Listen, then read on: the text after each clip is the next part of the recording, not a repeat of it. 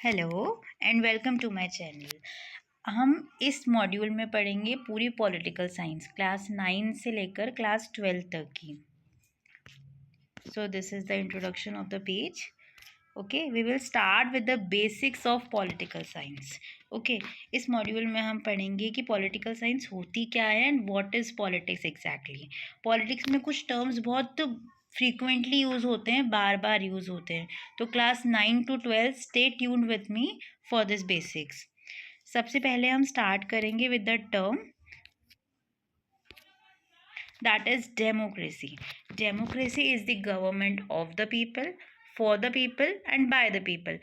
ये जो सरकार है ये लोग ही बनाते हैं, लोगों के द्वारा बनाई जाती है, लोगों के लिए बनाई जाती है और लोगों के वेलफेयर के लिए बनाई जाती है। ठीक है, और इसको जो कॉन्स्टिट्यूट करते हैं वो खुद आम जनता कॉन्स्टिट्यूट करती है इस सरकार को।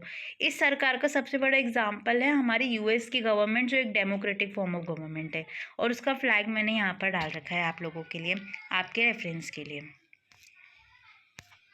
नेक्स्ट टर्म जो आता है पॉलिटिकल साइंस में जो बहुत फ्रीक्वेंटली यूज होता है, दैट इज इंडिपेंडेंस, आज़ादी। हम जो फॉरेन रूल जो इतने सालों से किसी कोई भी स्टेट किसी कंट्रोल में रहती है, फॉरेन कंट्रोल में रहती है, उससे आज़ादी पाने के लिए, दैट इज़ कॉल्ड इंडिपेंडेंस। ठीक है, नेक्स्ट इज जो नेक्स्ट टर्म हम पढ़ेंगे दैट इज़ फ्रीडम। फ्रीडम मतलब आज़ादी, खुद के ख्याल रखने की आज़ादी, प्रोटेस्ट करने की आज़ादी, अपनी गवर्नमेंट चूज़ करने की आज़ादी, हर चीज़ की आज़ादी होनी चाहिए हम लोगों के पास, दैट इज़ फ्रीडम। ठीक है, हम जैसे आज हम यूथ हैं तो हमें फ्रीडम चाहिए, राइट, हर चीज़ के लिए फ्रीडम चाहिए, फाइनेंशियल फ्रीडम चाहिए, हमें हर चीज़ से फ्रीडम चाहिए। ठीक है, कि कोई भी रोक टोक नहीं होनी हमारे ऊपर, राइट। 90s का दौर था जब यूएसएसआर डिसइंटीग्रेट हुई थी, मतलब कोल्ड वॉर के बाद यूएसएसआर बिल्कुल ख़त्म हो गई थी। ठीक है, उसके बाद से जितनी भी अफ्रीकन और एशियन कंट्रीज़ थी उन्होंने डिमांड करी डेमोक्रेसी की।